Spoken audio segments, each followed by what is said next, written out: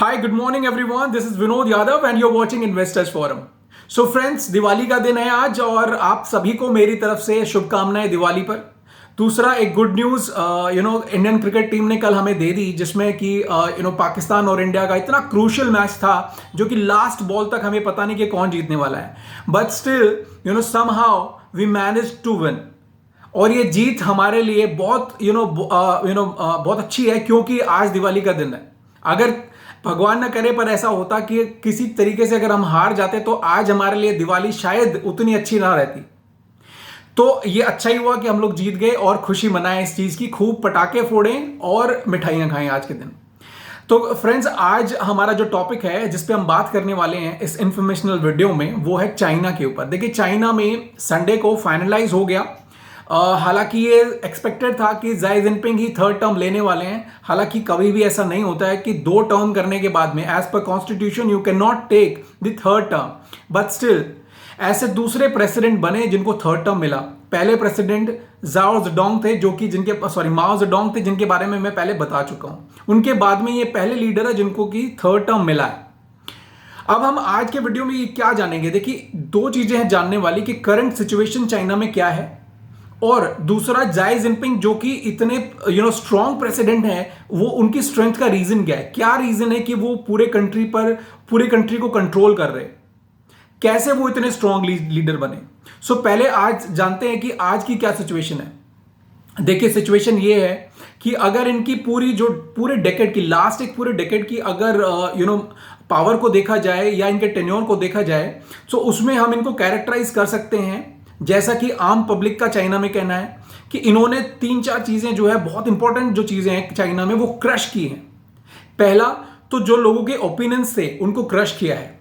कोई एक दूसरे की अगर किसी चीज को क्रिटिसाइज करना चाहता है, गवर्नमेंट की कोई भी पॉलिसीज या कुछ भी, उन चीजों को अगर क्रिटिसाइज करना चाहता है वो आज नहीं कर सकता। दूसरा कि जो सिविल सोसाइटी मूवमेंट्स होते हैं, जैसे कि फ्रीडम ऑफ स्पीच है और डेमोक्रेसी में जो जितनी चीजें आपको अवेलेबल होती हैं वो, और जस्टिस, ट्रांसपेरेंसी, ये चीजें अवेलेबल आज चाइना में नहीं है। इसके बाद में एजुकेशन के ऊपर भी उन्होंने काफी कंट्रोल किया हुआ है। इकोनॉमी के ऊपर काफी कंट्रोल है उनका। इंडिपेंडेंट मीडिया, अगर हम बात करें, देखिए मीडिया तो बिल्कुल भी इंडिपेंडेंट नहीं है चाइना में, क्योंकि सारा कंट्रोल जाई जिनपिंग के हाथ में है।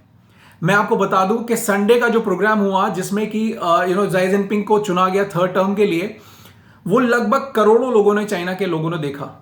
बट जिन भी सोशल मीडिया पे ये न्यूज गई और जहां पर भी लाइव कवरेज चल रहा था, वहां पर जो कमेंट सेक्शन था उसको डिसेबल कर दिया गया। उसके अलावा ट्विटर की अगर हम बात करें, जो कि एक अपने आप में एक इंडिपेंडेंट मीडिया है, वो वैसे तो चाइना में बैन है, बट स्टिल अगर कोई बाहरी कोई इंटरनेट यूज करके या कोई और सोर्सेज यूज करके अगर उसको चलाता भी है, वहां पर भी उन्होंने अपने लोग बिठा रखे हैं, जिसमें कि अगर कोई भी नेगेटिव कमेंट आप डालते हैं सो उसी टाइम डिलीट हो जाएगा।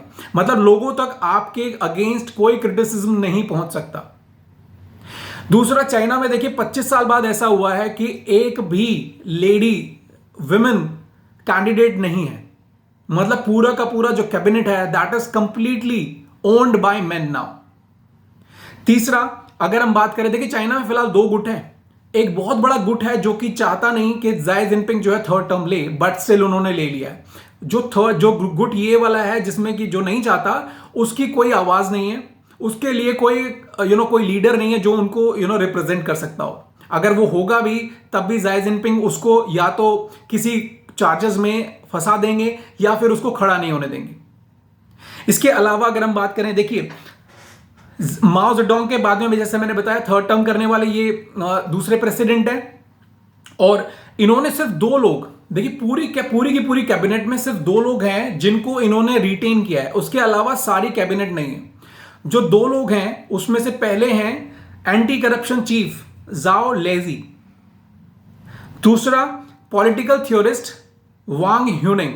देखिए, मैं जो भी नाम लेने वाला हूं थोड़ा सा, बिकॉज देखिए इंडियन ओरिजिन होने की वजह से हमारे भी कुछ कॉन्स्टेंट्स हैं, और चाइनीज पीपल के नाम लेना थोड़ा सा टफ होता है, तो प्लीज अंडरस्टैंड, ओके। ली कियांग जो कंट्री के दूसरे नंबर के जो प्रीमियर थे, जो कि प्राइम मिनिस्टर थे, उनको इन्होंने हटा दिया है। इसका रीजन देखिए क्या है। प्राइम मिनिस्टर को हटा दिया क्योंकि वो एक वॉइस थे जाई जिनपिंग के अगेंस्ट में। जो अपने ओपिनियंस रखते थे और अगर कोई पॉलिसी गवर्नमेंट की उनको पसंद नहीं आती थी तो वो उसको क्रिटिसाइज करते थे। हालांकि वो गवर्नमेंट का हिस्सा थे, पर जैसे ही उनको थर्ड टर्म मिला, इन्होंने सबसे पहले ली केकियांग को हटा दिया ताकि उनके अगेंस्ट में कोई बोलने वाला, कम से कम उनकी पार्टी में ऐसा कोई भी ना हो जो उनके अगेंस्ट में बोल सके। सो उनका कहना है कि जब भी कभी ग्लोबल पुशबैक आता है तो वो चाहते हैं कि जितने भी पार्टी के लोग हैं वो उनको सपोर्ट करें, ना कि उनको किसी वजह से क्रिटिसाइज करें। इसके बाद में जो नए प्राइम मिनिस्टर चुने गए हैं या चुने जाएंगे, जिनके ऊपर बातचीत चल रही है फिलहाल, वो है ली कियांग। देखिए, दो लोग हैं, ली केकियांग जिनको हटाया गया है और जो नए हैं वो ली कियांग है जिनको चुना जाना है। उनको चुने जाने के रीजंस क्या हैं? देखिए, दो तीन चीजें उन्होंने जो है की है जो कि ज़ाई जिनपिंग को काफी पसंद आई है।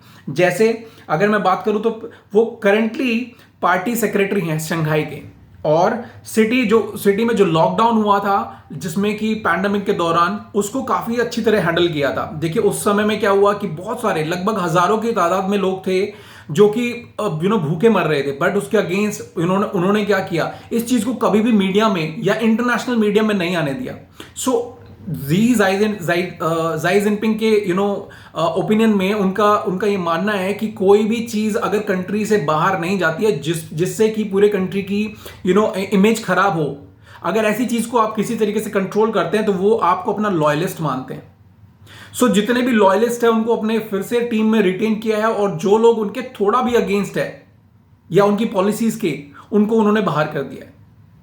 इसके बाद में एक और है, देखिए अगर हम देखा जाए तो कुछ ऐसे भी लोग हैं जिनको इन्होंने चुना है जो कि शायद सिनेरियो से बिल्कुल बाहर थे कुछ दिन पहले। इनमें से एक का नाम है सिया की, जो कि बीजिंग के मेयर हैं। देखिए, बीजिंग के मेयर है, बट मैं आपको बता दूं कि 370 जो टोटल कैंडिडेट्स हैं उनमें भी उनका कभी नाम नहीं था, बट वो आज जो कैबिनेट है उसमें टॉप 5 पोजीशन पे बैठे हुए हैं। जो 5th पोजीशन है उस पे वो बैठे हुए हैं। रीजन क्या है? देखिए, जो विंटर ओलंपिक्स हुए थे उसमें उन्होंने काफी अच्छी तरह सिचुएशन को हैंडल किया क्योंकि वो पैंडेमिक में हुई थी। दूसरा रीजन ये है कि उन्होंने एक ऐसी पॉलिसी लॉन्च की, एक ऐसा प्रोग्राम लॉन्च किया जिसमें कि उन्होंने क्या किया, बीजिंग के अंदर पॉपुलेशन को रिड्यूस करने की कोशिश की। वो पॉपुलेशन को कैसे रिड्यूस कर रहे थे? उनका मानना था कि जितने भी लो इनकम ग्रुप पीपल हैं, जिनकी इनकम किसी एक मायने से, एक माप में कम है, उनको बाहर कर दिया जाए बीजिंग से। सो उसी तरीके से वो बीजिंग की पॉपुलेशन को कम करना चाहते थे। तो ये प्रोग्राम भी काफी पसंद आया ज़ाई जिनपिंग को, इसीलिए उन्होंने 5th पोजीशन ऑफर करी है उनको। इसके बाद में देखिए, मीडिया जो है कंप्लीटली सेंसर्ड है, जैसा कि मैंने आपको बताया, बिल्कुल उसको कोई आजादी नहीं है, कोई इंडिपेंडेंस नहीं है। वैसे तो पूरी की पूरी मीडिया सिर्फ जो है ज़ाई जिनपिंग की जो प्रेज है, जो वाहवाही है, वही दिखाती है। उसके अलावा आप कभी भी उनको कुछ भी बोलते हुए या सुनते हुए नहीं नजर आएंगे। देखिए, ज़ाई जिनपिंग के बारे में मैं पहले बता दूं कि ये इतने स्ट्रॉन्ग लीडर क्यों बने। ये सारी चीजें तो आज करंट सिचुएशन है जो कि चाइना में है, बट ये आज इतने स्ट्रॉन्ग लीडर किस तरीके से बने, पिछले लास्ट 10 सालों में इन्होंने ऐसा क्या किया कि इनके अगेंस्ट में बोलने वाला कोई नहीं है। तो सबसे पहले अगर हम 2014 में चलें, थोड़ा सा पीछे हिस्ट्री को अगर देखें, तो 2014 में जब इनका चुनाव हुआ प्रेसिडेंट के रूप में, तो क्या हुआ, इन्होंने दो जो ग्रुप्स हैं, जो डिफेंस के ग्रुप्स हैं, पहला सीएमसी जिसको हम कहेंगे सेंट्रल मिलिट्री कमीशन, और दूसरा पीएलए पीपल्स लिबरेशन आर्मी। तो ये मिलिट्री के दो ग्रुप्स हैं। इनमें सबसे पहले जैसे ये प्रेसिडेंट बने तो इनको इनका हेड भी बना दिया गया, और इन्होंने कोई समय वेस्ट ना करते हुए इन्होंने क्या किया कि जो इनसे पहले जो चीफ्स थे, इन दो ग्रुप्स के, ऑर्गेनाइजेशंस के जो चीफ थे, उन लोगों को करप्शन के चार्जेस में फंसा दिया। देखिए, करप्शन के चार्जेस में, हालांकि वो रिटायर हो चुके थे, बट फिर भी उनको करप्शन के चार्जेस में इसलिए फंसाया गया क्योंकि हालांकि ये चाहते थे कि जो करंट सर्विंग लोग हैं उनको करप्शन में फंसाया जाए, या फिर उनको किसी तरीके से एक मैसेज चला जाए कि वो उनके अगेंस्ट में कुछ ना बोल सके। सो इन्होंने जो रिटायर्ड लोग हैं उन पे करप्शन के चार्जेस लगाए।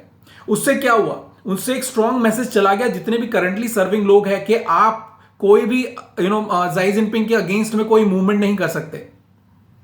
दूसरा, इन्होंने क्या किया, 2015 में इन्होंने जो ये 4 हेडक्वार्टर्स थे, जो ये दो ग्रुप्स है, ऑर्गेनाइजेशन है, इनके 4 हेडक्वार्टर्स थे टोटल।